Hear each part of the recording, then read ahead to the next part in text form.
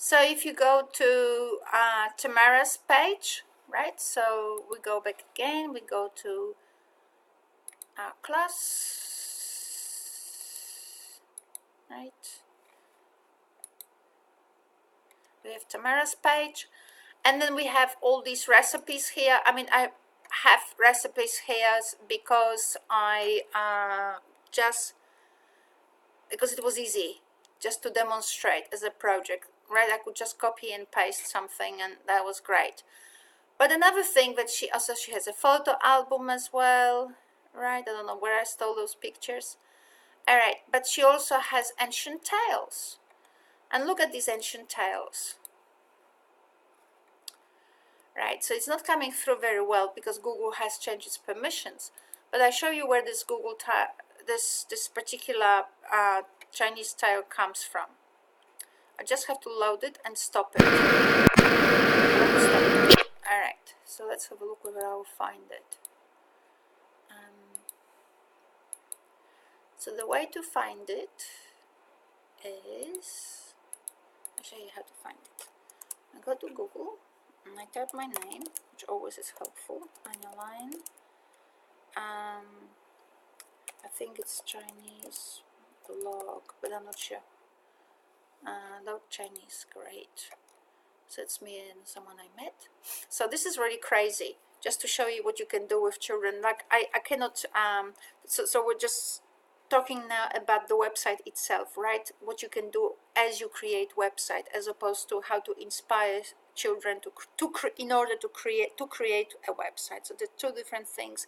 But since I'm showing you a website of children, I can show that these are just demonstration things I created. Okay, so here it is.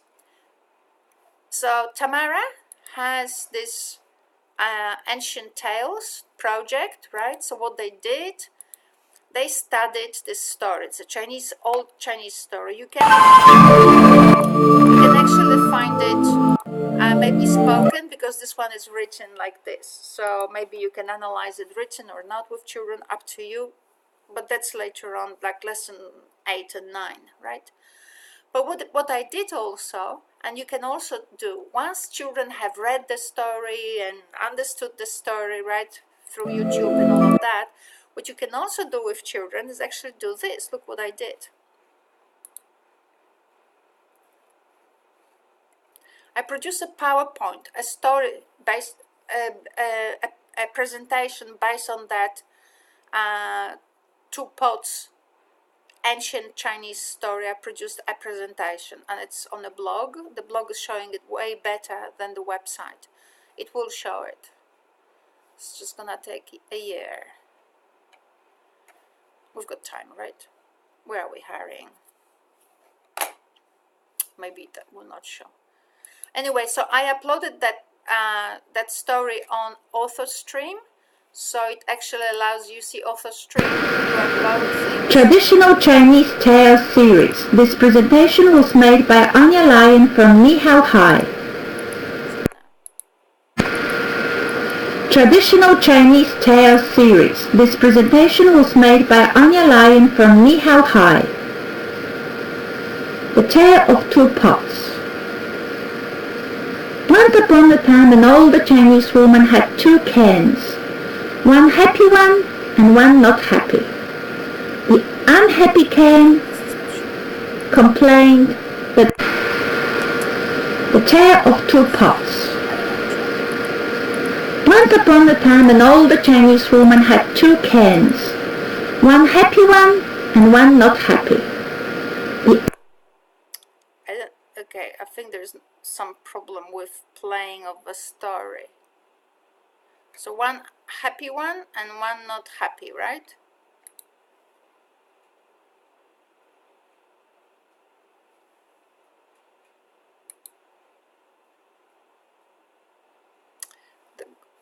The internet is really good here, so let's have a look whether we can play it on this one. Traditional Chinese Tale Series. This presentation was made by Ania Lian from Ni Hao Hai. The Tale of Two Pots. Once upon a time, an older Chinese woman had two cans. One happy one and one not happy. The unhappy can complained that it was leaking. But the older woman replied, "The water is not getting wasted. The water drips on my flower beds." The unhappy can became really happy, and from then on, the older woman was always having 2 happy cans with her. Right, this is very smart, right? Really, really good. So, I really would like to find my blog once again, which will be really hard, but I need to show it to you. Because, so we'll go again to Google, because I'll show you what you can do then. Now we will never find it. What was it called? LOTE blog? LOTE Chinese or something? LOTE Chinese. Let's have a look. Alright.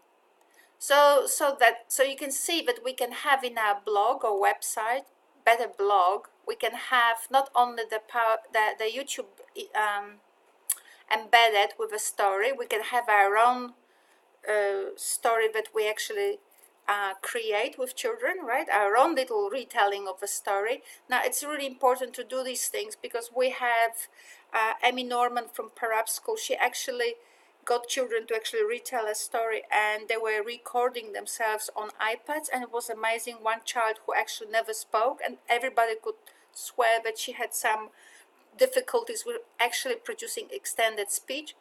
She was pretty good when it came to actually talking to herself, why not to herself, to the iPad. You know, she was recording herself on the iPad, so it was great. So we have, so you can get students to understand the story, reproduce the story. That's for their own projects later on. And also what I did on the way to this LOTE workshop that I was teaching in Canberra, I produced this thing. Please don't die. So when you hear me, what I'm gonna do now. So it's a YouTube. Then we created our own presentation. So I just show you how you can do it with children. It was a very simple presentation, lovely, but it actually retold the essence of the story.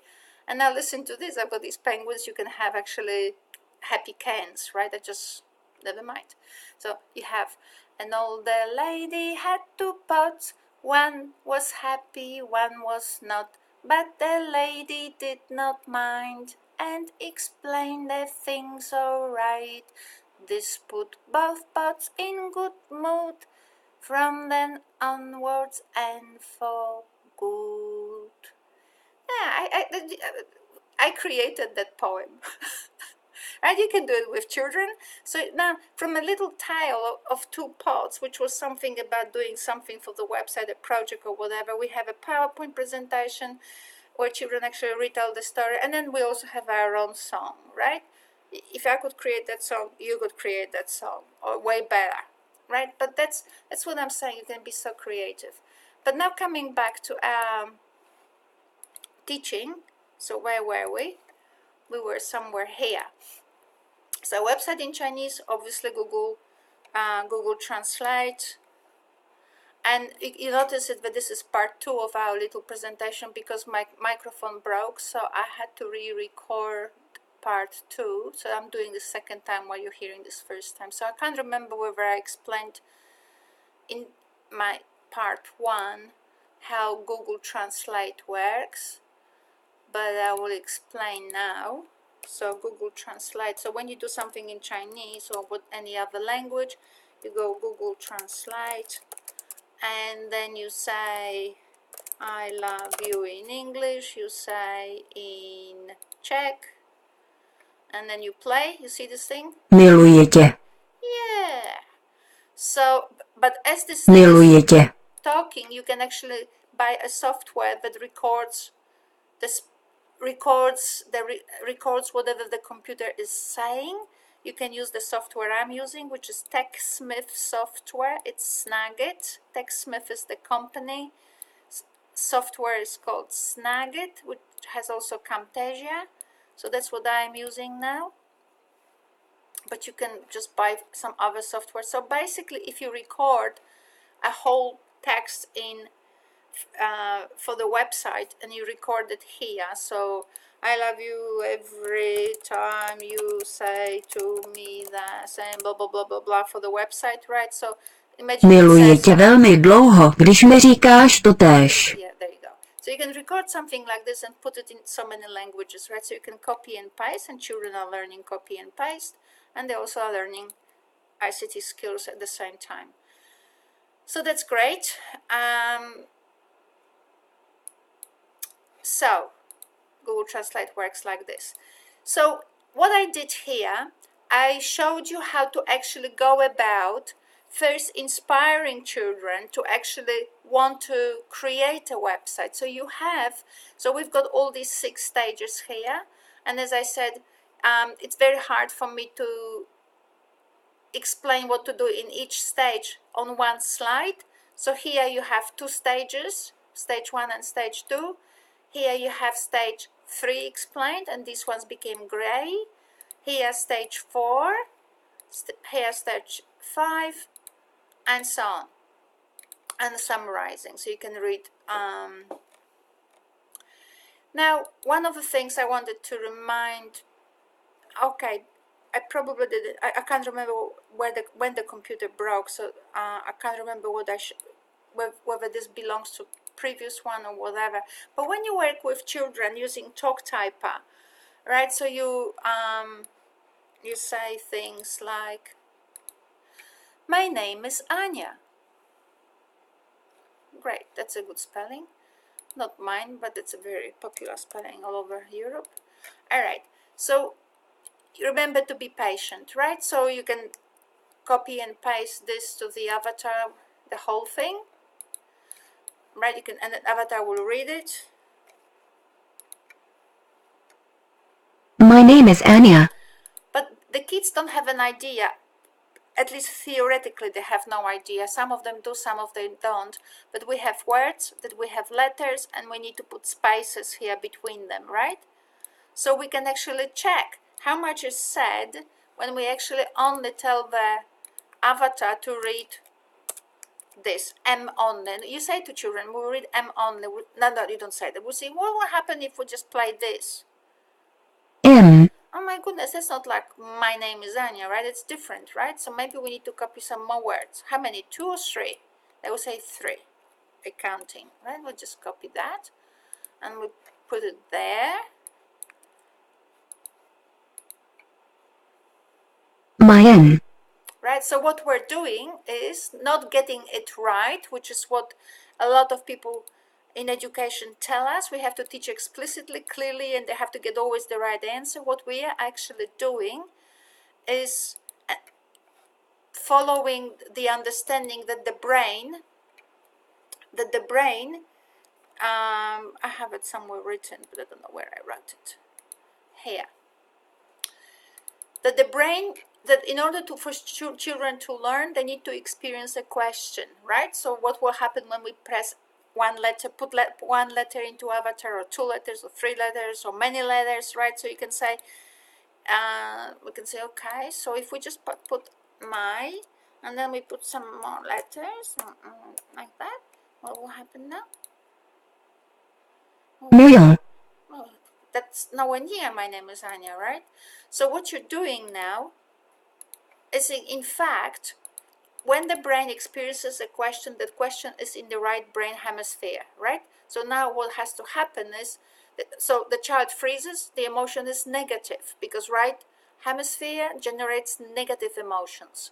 So now we need to alleviate this anxiety, reduce this anxiety, but the only way we can reduce it is by enabling exploration. So explore the text, explore across different texts, and explore different things. And so you need to allow children to play with different things here, right? So when they play with the avatar and type things and whatever, they build an understanding that a letter is a letter, a word is something that makes sense, and between words we put breaks, because otherwise, if we, what would happen? What will happen if we put like no break?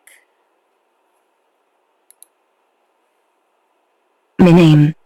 Right? It's not exactly the same as, My name. right? It's a bit different. So, yeah, so we're actually making children experience, feel the language, not understand, right? We need to make them feel the difference, experience it, not being just drilled into things. I have no problem with drills at the end of the class to fix gaps that maybe the drills can help to fix, but they are just sort of as an add-on. They not drills per se don't teach literacy. Literacy is when you actually analyze what website does and what newspaper does. What's the difference between them, right? So you need to teach literacy, and the other things come in to actually be helpful to do what the literacy, to do the things for which we actually engage them, or to do the literacy things. The literacy thing is to create a website, right? And those letters help us to do that.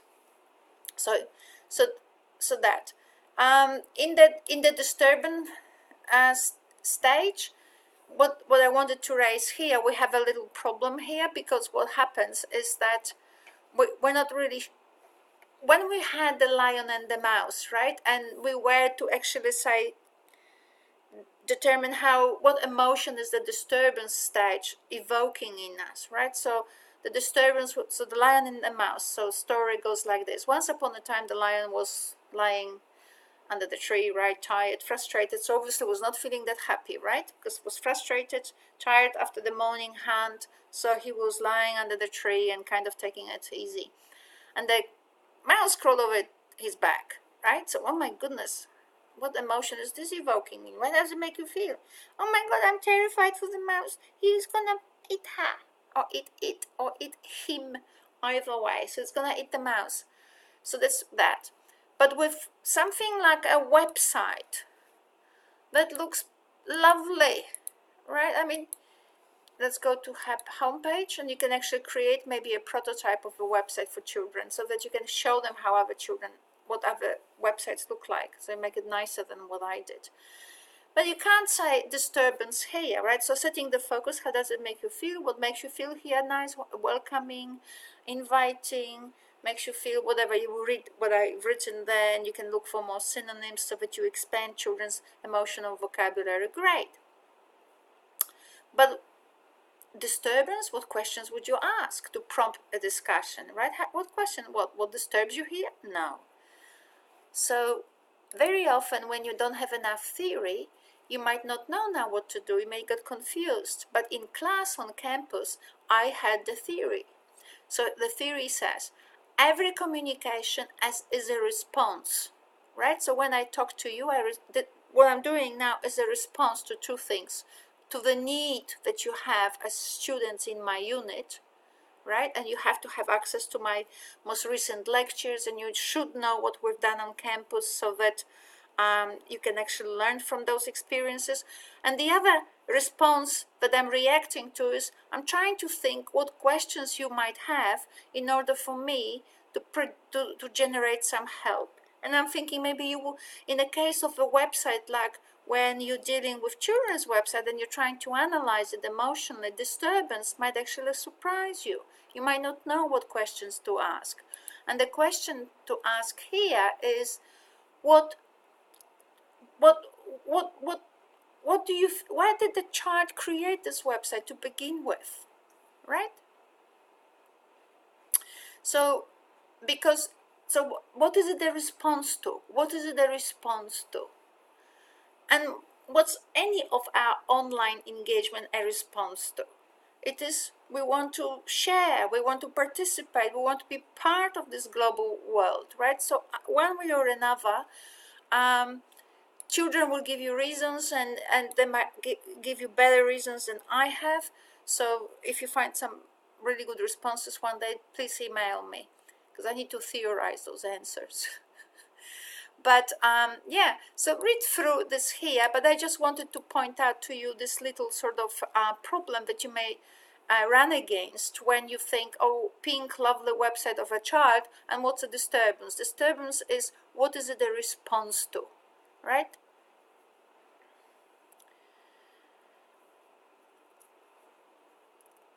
and the website, and the reason why I knew it is from theory of communication, and the theory of communication says every time we act, every time we speak, every time we don't speak, it's a response, right? It's a response. So we live in the world of conversations, those which are spoken, then those which are enacted, either through spoken text or sometimes through silences, right? Each of those conversations is a response to earlier conversations. So the disturbance is always there, because disturbance is what provokes either silence or an action of sorts, right? So that's what disturbance here means. So I will finish for now. Just read please through all these stages, right? And I hope that it will help you as teachers, and may also help you with your assignment. Okay, thank you. I hope it got recorded this time.